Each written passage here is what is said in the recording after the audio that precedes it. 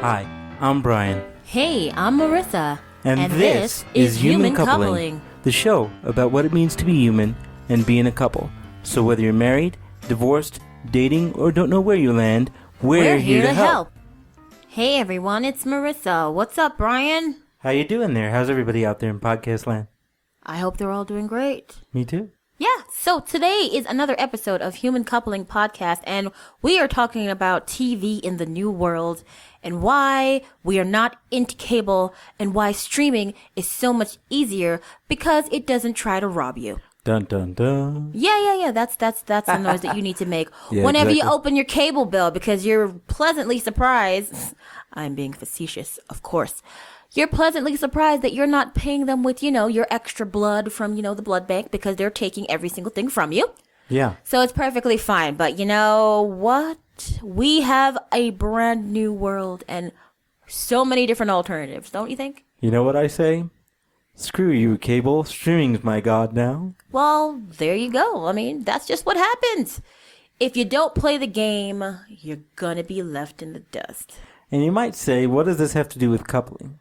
But what it really has to do with how do you want to spend your time, effort, energy, and what little extra money you have, right, Marissa? Well, of course, if you're a part of the couple, or any damn couple, I don't care what you are, I say that you, me, and everybody else spends so much time in front of a frickin' boob tube, so how is that not a part of the coupling experience? It's true. And then in today's world, who has time to sit and say, oh, this show's coming on, let's watch this now? No. You get to it when you can because there's 15 million things that you already have to do, and when you're tired, you're just going to sit on your ass and watch TV. I think that's just the way it is. Well, let's take a little trip back into the human coupling time machine, and I'll say, how did we end up getting into the whole streaming thing and saying, the hell with it with cable?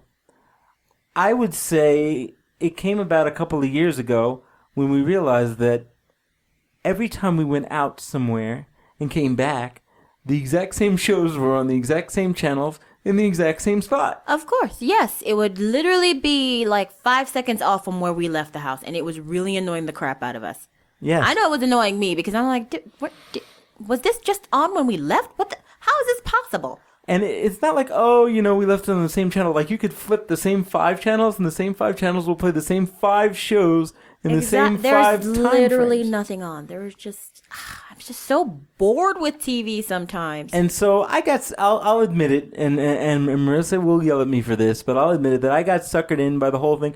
Oh, you got to get the HD box to get the high quality picture because we have really nice TV, and you got to have X amount of things for this, blah, blah, blah, because this was when back 2011, 2012, before streaming was so huge and so huge and so popular. So not everybody really knew about it. mainstream. I was kind of a doofus when it came to this stuff. Well, of course, heard about it, but didn't know. went along. Everyone just goes along with what their parents did. I'm just gonna say it. It's I true. went along with what my mom did, and she had cable. We had a TV in every room because no one liked to watch what everyone else wants to watch, and we don't have to compromise with each other because hey, we have enough money to just buy more TVs and shut everybody up. So it's fine. I think that also talks about the idea of having a house phone and why people have house phones nowadays is because their house parents phones? had one. Well, yeah, that's with everything because remember in Vegas, the TV, phone, and cable all came in a bundle, and it was cheaper to get the freaking bundle than it was to break it apart. So you were just like, well, I guess it's And okay. back then, let's be honest, it was very expensive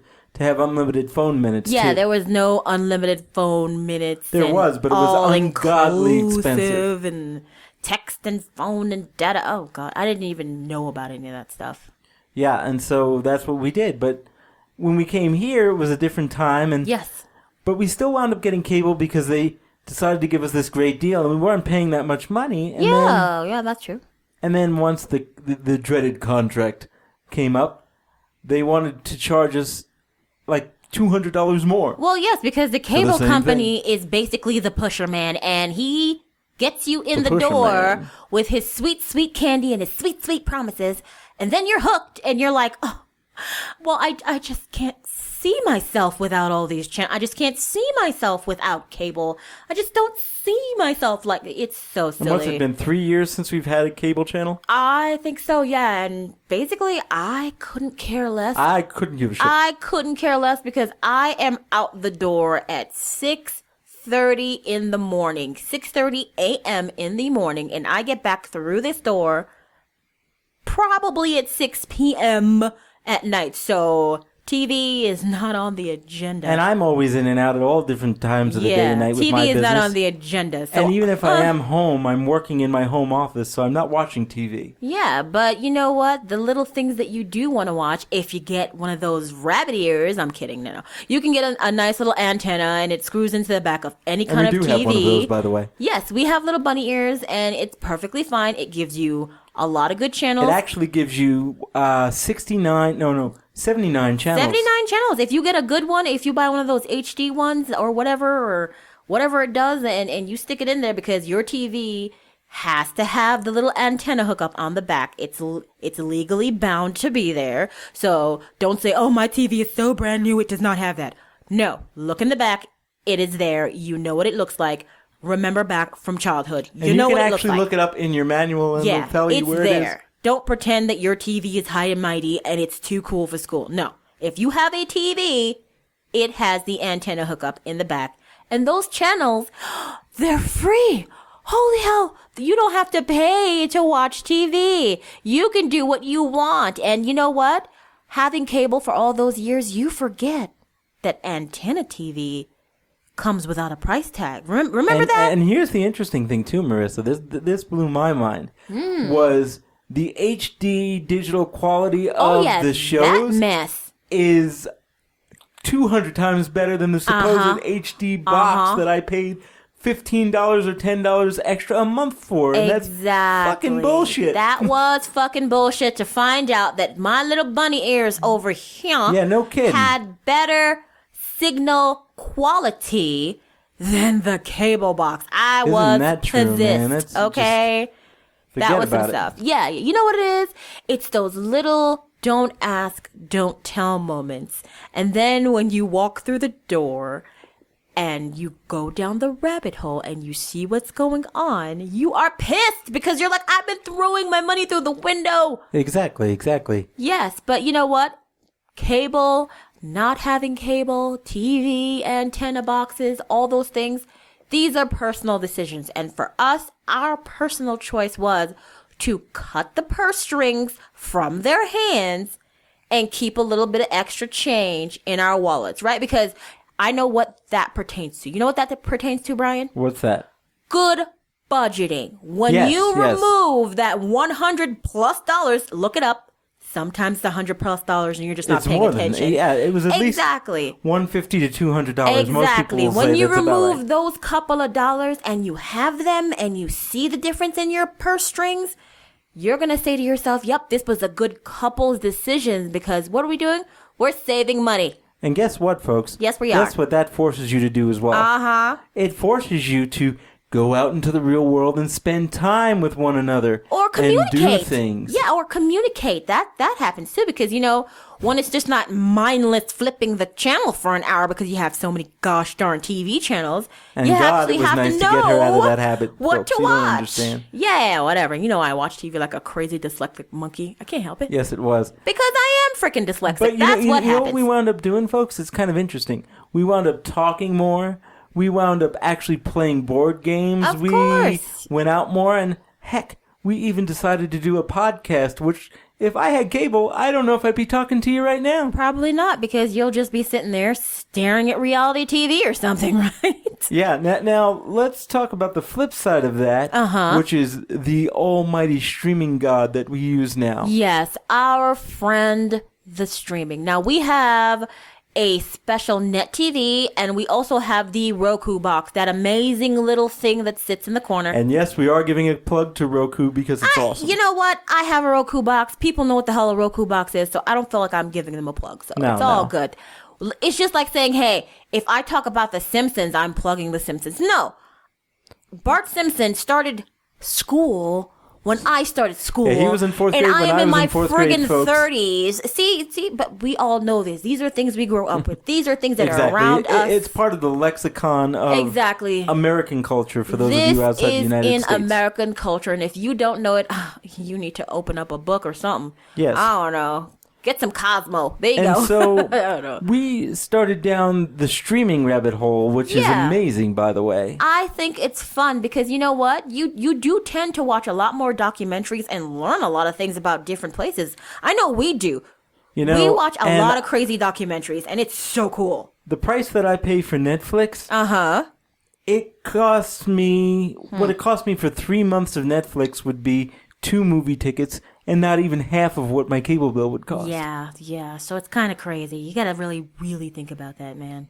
And then, to be honest with you, we do love Netflix and we love Amazon Prime and all of those folks. Yeah. But you know what we watch most of the time? YouTube. Yeah, we usually watch YouTube. And I'm plugging YouTube because we're part of YouTube. And no, we're not narcissistic watching our own podcasts. That would be kind of funny. Hey, look at my face. I'm a cartoon. But, you know, we love British television. Yes. We love the BBC. We love British television. For any of you out there in the United Kingdom, what's hello, up? And we love your TV programs. Yes, you guys are darn interesting and just as crazy as Americans are. So we love you. Yes. And so we get to pick and choose the different things that we would never see on our blasted cable that we had before. And we wouldn't have access to that. Yeah, but we learn so much about like different cultures outside of our own because we watch all those crazy shows from across the country. And remember, that's right. And across the world, not even across the country. Yeah, across the world and across the countries. And those shows, just like how you watch American television, gives you little clues into that society's colloquialisms, and I love that. So yes, me too. You learn little tidbits, and you have your own little personal joke because you know about that kind of stuff. Just like my favorite one when we were watching Couples Dining. Come Dine With Me. Come Dine With Me, was yes. when I learned about an Australian term called fair dinkum.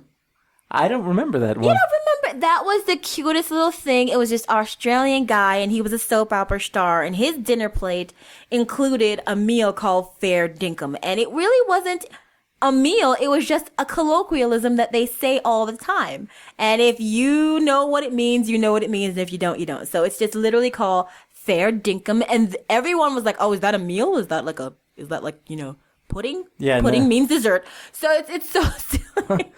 So these little terms, I'm loving the fact that I learn all this stuff. So you may say, Brian and Marissa, this show's about coupling. How the hell are you talking about TV and how is this about coupling? Blah, blah, blah, blah, because we're sitting there watching the TV together. Yeah, exactly. And exploring. Let me put on the Captain Obvious hat Okay, here. Captain Obvious, what is up? You know how this is related to coupling?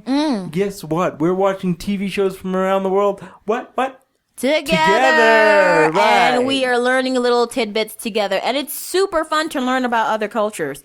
Trust me. I'm not being one of those, well, I love the rainforest and I love bunnies and I love the earth and that's why I'm a vegetarian. No, I just like to learn new shit. It's that simple. And let's be clear, folks, because you see a lot of these type of cool, snobby, hipster people, at least here in Denver. I want to be like that.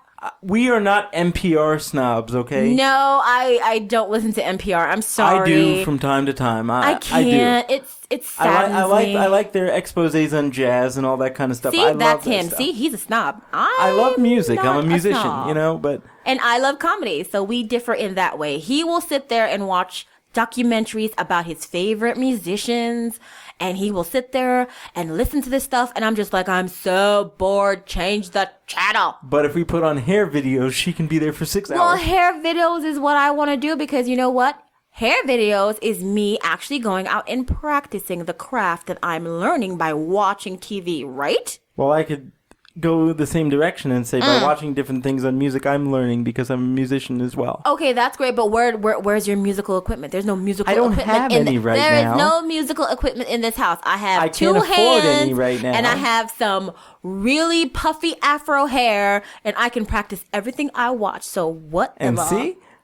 streaming can start spirited arguments like this, folks. Exactly. I want to watch hair videos. I want to watch, I want to go down the BuzzFeed hole. Oh, not the BuzzFeed boy, hole. You don't want to go down the BuzzFeed no, you hole. don't. You watch one video, and then you get to the next video, and then you're watching stuff about how funny it is to be in a couple and what the stupid things are that you do together in a couple. Like, those are my favorite. I don't care. Honestly, watching a lot of these videos and things gave us the idea to do this show. Well, yes, that was a funny thing. Specifically this episode. Because we were like, what are we going to do this coming week? Yeah. What are we going to do on the show? Because, sometimes we have some really heavy-duty stuff.